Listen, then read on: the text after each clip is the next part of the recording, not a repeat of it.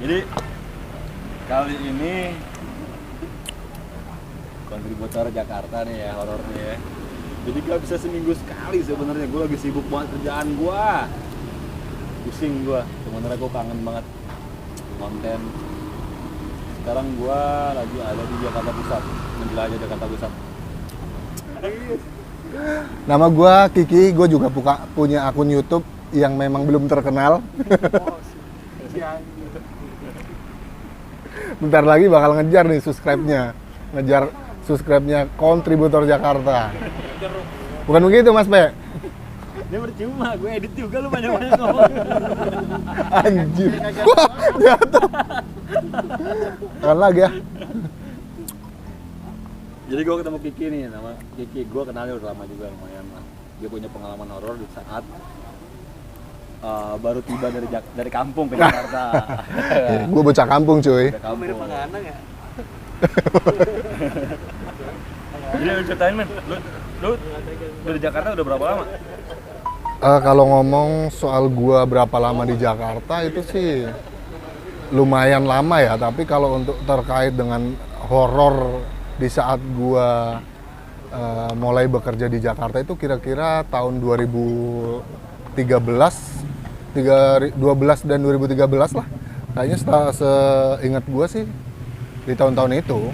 Pas datang dari kampung? Enggak juga, sebenarnya gua dari tahun 2010 itu udah di Jakarta juga. Jakarta. Nah, cuma kalau untuk bekerja di wilayah Jakarta Pusat itu memang gue di tahun-tahun 2012-an. Lagi Itu miskin ya? aduh parah Mas Pe. Parah. Lu ke Jakarta dari kampung nih ke Jakarta bawa apaan? Modal nyali aja. Sama duit 21.000 ya kan. Serius lu? Iya. Di saat itu kan gue ketemu juga sama teman-teman gue kan, gue coba kontak waktu itu kan masih ada medsos zamannya Facebook lagi Kenceng ya? kenceng-kencengnya kan.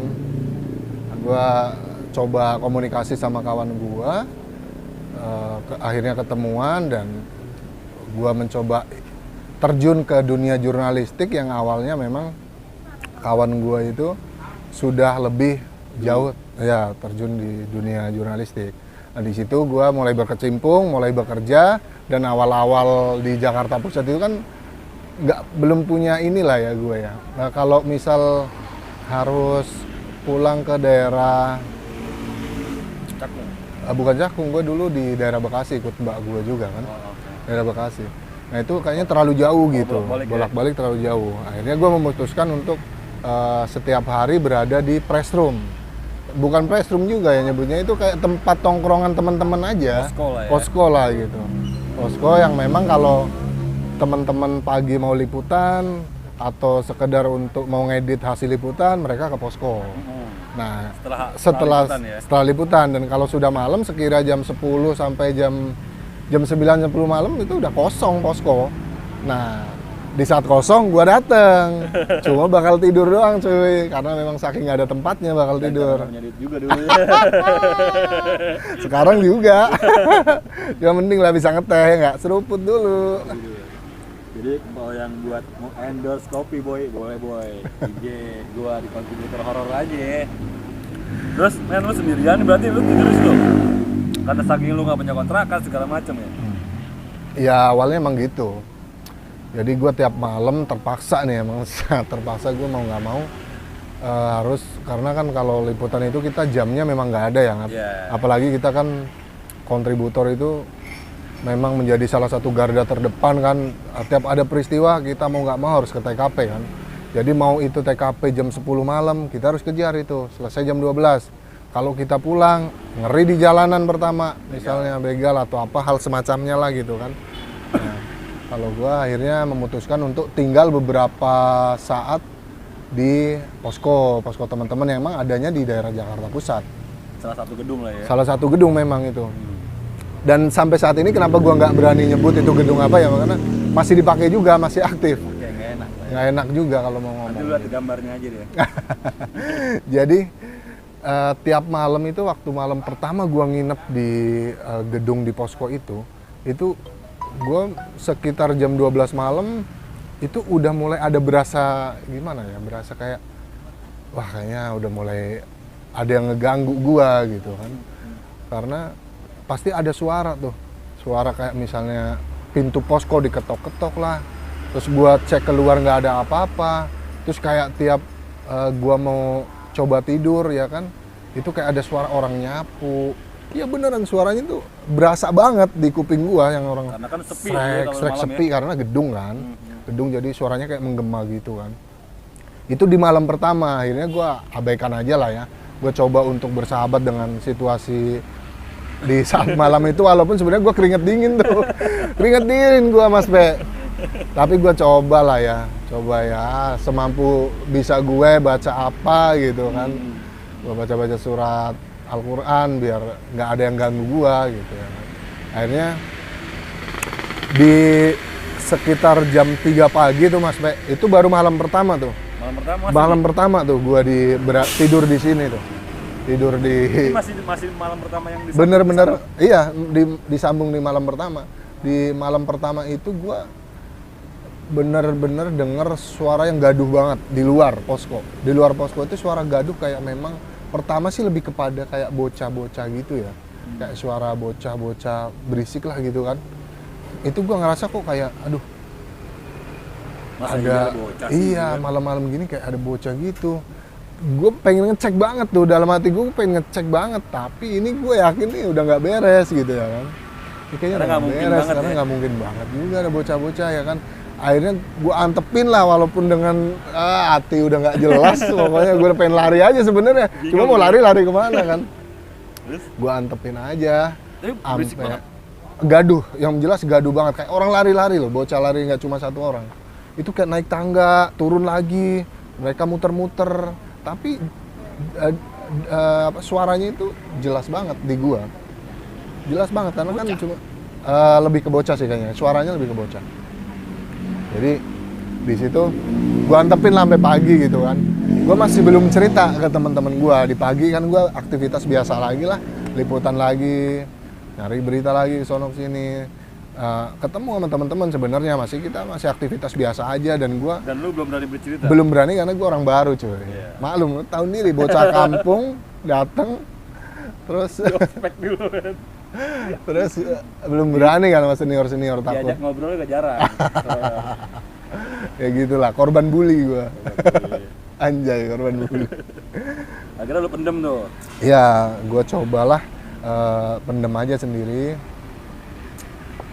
Sampai 2-3 malam itu sebenarnya mulai berkurang ya, bahasanya kalau misal gue memang itu diganggu oleh hal-hal yang aneh atau hal-hal goib, itu gue belum bisa mastiin karena memang itu kan gue nggak bisa lihat langsung gitu. Tapi tiap malam sebenarnya ada suara gaduh kayak gitu, hampir tiap gue nginep di sini selama 3 hari itu ada, sampai akhirnya itu gue di malam kayaknya malam Jumat deh, malam Jumat gua. Jadi hampir seminggu gua berada di posko itu nginep, itu endingnya sampai gua akhirnya udah nggak berani lagi nginep di posko ini. Kenapa? Ini gua ceritain ini kan. Itu dulu. Nggak ada endorsement, cuma ngopi juga gua. Jadi gua pulang sekitar jam 11 malam. Jam 11 malam gue pulang ke rumah gue awalnya, rumah mpok gue yang ada di Bekasi. Gue ditelepon sama temen gue. Ada bandeng bahasanya bang. Mayat ya? Ada mayat ya, ada mayat di Cikini, di penemuan mayat di daerah Cikini. Gue itu baru banget sampai rumah, tapi mau nggak mau, ya sekali lagi karena kita kontributor, memang harus ada di TKP kan. Gue malam-malam dari Bekasi gas langsung gue ke Cikini. Anjing. Perjalanan tuh. Itu gue gas ke daerah Cikini, dapet lah itu gambar. Ambil gambar sama segala macam, kirim ke kantor gitu kan. Selesai sekitar 1:30 malam baru gue selesai liputan dan bersih, udah bikin naskahnya, udah gambarnya gitu kan. Udah ngirim lah ya. Nah, akhirnya mau nggak mau gue harus ke posko lagi dong, karena sudah malam dan besok pasti liputan lagi lah gitu. Pagi lah ya. Iya pagi. Akhirnya gue nginep lagi di posko. Malam Jumat tuh. Malam Jumat tuh posisinya. Lu bayangin habis liputan mayat, penemuan mayat dan mayat di pinggir jalan. Yang kalau gua lihat itu mayatnya udah bengkak-bengkak gitu kan. Iya. Dan lu sekarang harus ngadepin tidur sendirian Sendirian lagi. di gedung yang lantai 3, berlantai 3. Lantai 3 benar. Gede. Gedung itu lantai 3, gede dan kosong kalau malam. Kalau Cuma malam? ada satu penjaga. Dan itu pun tidur dia. Dan itu pun tidur. Tidurnya pun jauh kan. Iya. Dia ada di gedung di Ruangan sebelah. mana, gua ada di posko sebelah mana. Nah, gitu. Nah, akhirnya gua Masuk tuh. masuk tapi belum bisa tidur. Gua masih rada-rada kepikiran, masih kebawa nih. Mayat. Aduh, malam-malam kemarin aja gua. Gangguin. Jadi udah mulai berhalusinasi yang enggak nih gua. Udah malam Jumat, kompleks banget dah masalahnya. Iya, pokoknya. Malam Jumat. Kayak bandengnya sengaja itu dibikin sama biar lu kemari. Dan itu lucunya lagi, gue tuh belum cerita apa-apa sama teman-teman gue. Iya. Jadi memang belum menyebar kemana-mana kalau ada gue pernah ngalamin ini itu. Jadi pada intinya gini, setelah gue coba untuk tidur di malam Jumat itu, habis liputan gue coba tidur, gue lihat jam itu sekitar jam 2:30 karena emang gue mau merem itu susah banget. Mau merem itu susah banget, nggak bisa merem. Gue mau coba merem, nggak bisa, mau coba merem nggak bisa. Gue udah paksain ya kan, mana suara-suara yang emang biasa gue denger kayak orang lari, orang nyapu itu udah berseliweran gitu. Masih. Masih berseliweran, hampir tiap malam memang gue rasain itu ketika gue nginep di situ. Nah akhirnya karena gue cobalah baca-baca apa ya kan, surat-surat Al-Quran itu kan, ternyata ada suara deket banget ini suaranya, bener-bener deket banget. Kursi jalan tuh ngelewatin gua. Jadi di posko itu kan ada beberapa kursi nih. Iya. Bentuknya L kayak gini kan. Iya. Ada kursi 1, kursi 2, kursi 3 yang memang ada rodanya kan. Nah itu gua posisi gua tidur di bukan berhadapan ya. Jadi gua apa ya? Ngelihat tuh bangku lah ya, ngadep ke bangku. Enggak ngadep ke bangku malah gua. Jadi Ngebelakangin bangku. ngebelakangin bangku ya kan. Jadi gua nggak ngelihat posisi bangkunya, tapi gua denger ini ada kok suara kursi kayak jalan gitu. Padahal kursi itu jaraknya cuma 1 langkah aja dekat sama gua, sama kepala gua gitu. Gua di situ asli menggigil, gua rada takut banget, bener-bener kayak ketakutan, tapi emang nggak bisa gerak gua. Itu benar-benar kerasa banget gua, nggak bisa gerak sama sekali. Gua pengen gerak, pengen lihat ini apa ya, gua berani ngeliat nggak ini, gua berani ngeliat nggak ini, karena jelas banget Mas Pe, itu kayak kursi Krrrk gitu. iya krok, kursi ada rodanya dan posisi ada di gedung kan jelas banget jelas. Dan suara sunyi banget kayak gitu. Akhirnya gua bisa nyoba untuk balikin gitu kan, nyoba balik, lihat posisi bangku kursi ada 3 itu. Posisinya emang kursi udah beda nih.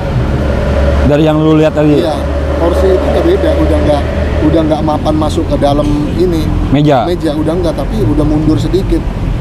Nah, gua tetap liatin aja nih, gua paksain aja kan, orang udah kayak gitu udah Penasaran tuh ya akhirnya. penasaran. Sekitar ada kali nggak sampai 5 menit lah itu gua liatin kursinya bener-bener jalan Mas Ben. Kursi itu jalan depan muka gua langsung. Masya Allah. Iya anjing. Langsung dengan gimana ya, sekuat tenaga gue langsung lari tuh keluar posko. Serius lari? Serius, gue langsung lari keluar. Dan malam itu juga gue tidur di luar. Anjing. Malam itu juga gue ketok-ketok tidur di luar, ketok-ketok itu apa yang punya Kunci gedung ya kan, ketok-ketok biar bisa tidur bareng, tapi kayaknya udah tidur dianya kan sekitar 2:30. Akhirnya gue putusin begadang di luar posko gue, ngerokok apa sambil mikirin. itu jalan men. Bener-bener jalan, kursi lewat depan muka gua nih, muka cowok gua kan, itu posisi tidur. Iya. Kursi kan kayak gini kan, Iya. jarak 1 langkah doang, itu dia jalan kursinya, bener-bener jalan, tapi emang nggak ada yang... Tapi terang kan lu? Nggak, posisinya emang gua kalau tidur kan nggak bisa terang ya, Gelap. gua gelap-gelap tapi Tapi TV cahaya, nyala. TV nyala. TV nyala, jadi masih ada ininya, masih ada cahayanya, masih kelihatan jelas banget. Anjing. Dia punya cerita anjing tai. Anjing ngeri bener. Itu ngeri banget itu. Gue juga baru tahu ini loh. Nah, setelah pagi gua saking nggak bisa tidurnya, teman-teman pada datang, teman-teman yang lain pada datang, gua cerita ke teman-teman, beraniin lah gua cerita sama abang-abang gua ya. Iya, karena udah ngeri nih. Udah ngeri nih. Nah, ternyata ini udah menjadi rahasia umum mereka sih. Ternyata dijebak selama ini, cuy. Dicuekin lo ya. Cuekin emang sengaja biarin Ngerasain. aja, biar tahu sendiri, nggak ada yang mau cerita. Ternyata itu rahasia umum teman-teman gua yang sebelumnya sih. Hampir semuanya yang emang di posko ketika mereka nginep sendirian atau terpaksa nginep Digangguin. gua. Ngeri banget berarti bosku ya. Makanya nggak cuma posko sih, bos. Jadi hampir kayak di posko itu kan ada di luarannya itu kalau malam di daerah situ emang kayak menurut warga sekitar juga mengangker. Nggak cuma warga, kan ada warung kan di depannya itu. Oh iya, karena banyak pohon juga ya. Banyak pohon-pohon yang gede gitu kan. Ada ya informasi yang beredar sih bilangnya kayak semacam kuntilanak gitulah. Sering nakutin, sering muncul. Tapi alhamdulillah kalau gua emang nggak pernah. Belum pernah, dan jangan sampai dah gue penakut soalnya orang itu. Jadi kayak ibu warung ini kayak dia pernah ngelihat kuntilanak yang kayak lo apa duduk di pohon kakinya gitu tuh. Iya bener. Terus sama cuman dia nggak mau cerita sama gue, cuman ngomong doang, nggak mau di kamera. Dia pernah nemuin genderuwo di WC Serius itu? luar dia bilang. Itu gitu. masih dalam lingkup Iya, gedung. Dan itu ya menurut gua serem. anjay. Jadi situasinya memang di sini tuh sepi. Sekarang apalagi nih, karena di portal ya. Di portal bos. Jalan di portal udah nggak ada yang lewat. Di sini pohon mulu banyak, gelap. Padahal rumahnya bagus-bagus, gede-gede.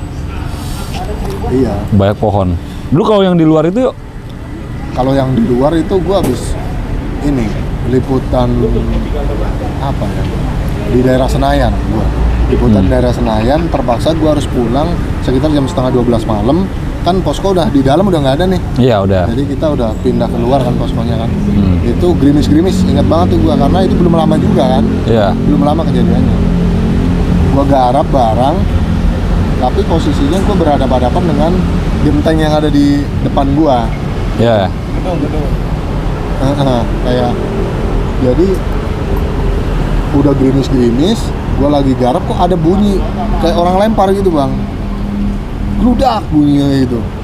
Iya bener, dia ada bunyinya. Terus gue lihat nggak ada apa-apa sekitar ya kan, gue sendirian nggak ada temennya.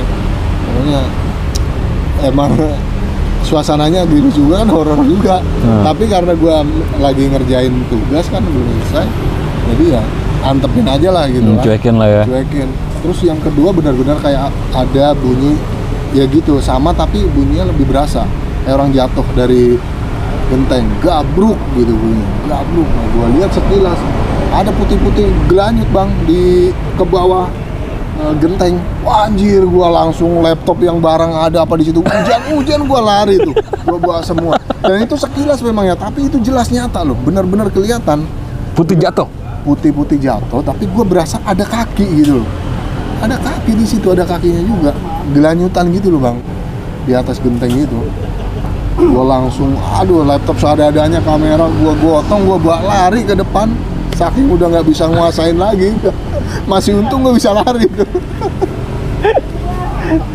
Kunti kali ya, kunti ya. Ya identik ke situ sih, karena bentuknya kan putih juga ya gitu. Tapi kalau lihat muka atau itu nggak ada, tapi emang kain, tapi gue merasa itu ada kakinya. Dan itu udah nggak wajar sih menurut gue, nggak akan mungkin itu kalau emang kalau orang atau apalagi orang iseng ngerjain itu nggak akan mungkin. Niat banget iseng kesini sendirian. Makanya, nah itu cerita gue sebenarnya berlanjut dari kisah temen gue. Temen gue ya Rahmat. Rahmat itu sebelumnya malah dia lebih jelas. Jadi, si Rahmat itu kasusnya sama. Nah kalau gua kan cuma sekelebatan aja tuh ya. Iya, kelihatan kaki sama Ngeliat putih-putih. kaki dan kain menjulung ke bawah dia, menjulung. Nah kalau Rahmat temen gua itu enggak, dia lebih jelas lagi. Posisinya ada di pohon depan posko kita. Posisinya di pohon. Rahmat itu katanya dia pas mau kencing WC itu dia kan ngelewatin pohon-pohon. Iya, karena WC-nya di luar Iya. gedung. Ada disediain WC di luar gedung ada. WC-nya juga tempatnya gelap juga. Lumayan, Ya. lumayan. Dan itu harus lewatin pohon dulu. Lumayan lah, horor juga sih emang di situ. Rahmat itu pas mau ke WC atau setelah ke WC ya, dia bilang nyium bau yang wewangian, Bunga. wewangian bunga. Nyium, kata tajam banget itunya, baunya, Wanginya. wanginya. Pas setelah selesai kencing keluar, dia ngelihat di atas. Buset bang, katanya lihat bener-bener lihat putih bang. Bener-bener bentuk putih, artinya itu putih-putih di atas dan bentuk manusia gitu.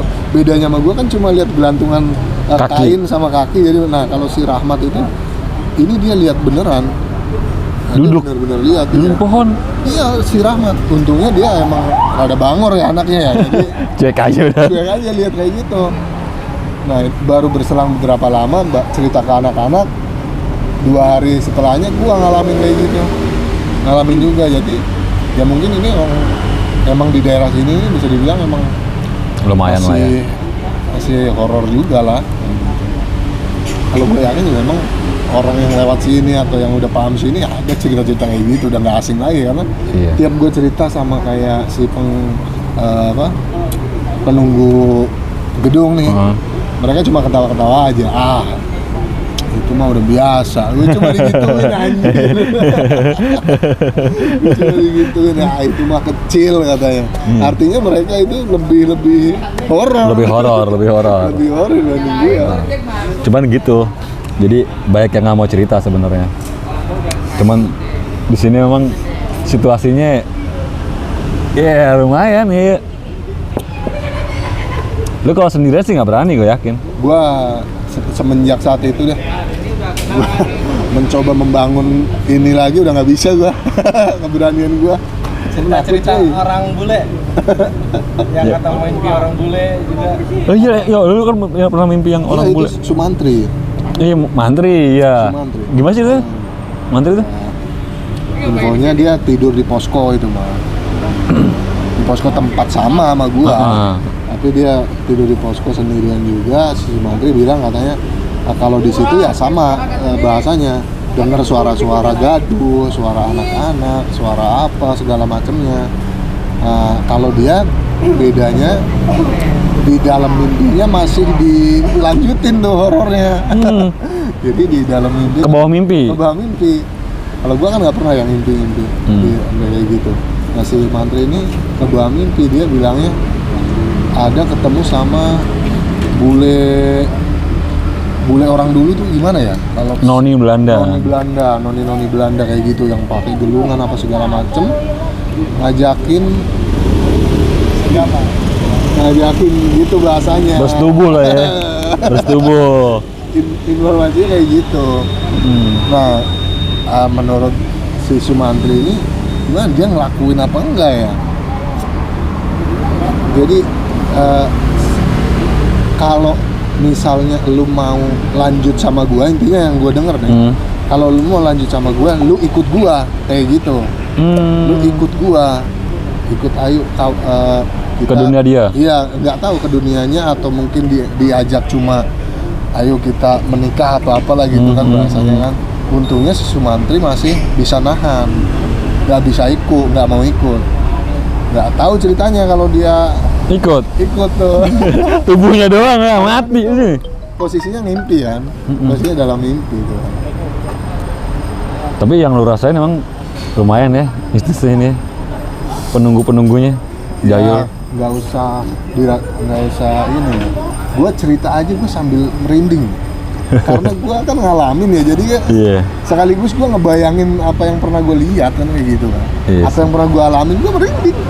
Iya. Gue merinding bener-bener ya serem aja lah gitu. Karena gue dengan hal-hal yang kayak gini kan kayak sebenarnya tabu juga kan. Iya. Tabu kayak mau nggak mau lah sebenarnya kayak gitu. Iya, Walaupun iya. kita kan nggak munafik, nggak harus ini ya, itu Percaya. kita harus percaya kan. Benar. Ada makhluk lain selain Benar. manusia. Gitu. Benar. Tapi nggak perlu takutin juga lah. Tapi kalau intinya lu takut ya takut aja. Nggak salah juga, boy. Iya, gue nakut tapi. Apalagi gua. Apalagi gua. Kalau begini ampun ya bos. Beneran. Gua apa ya? Ya kita kan cuma sekedar share-share pengalaman gitu kan, berbagi cerita.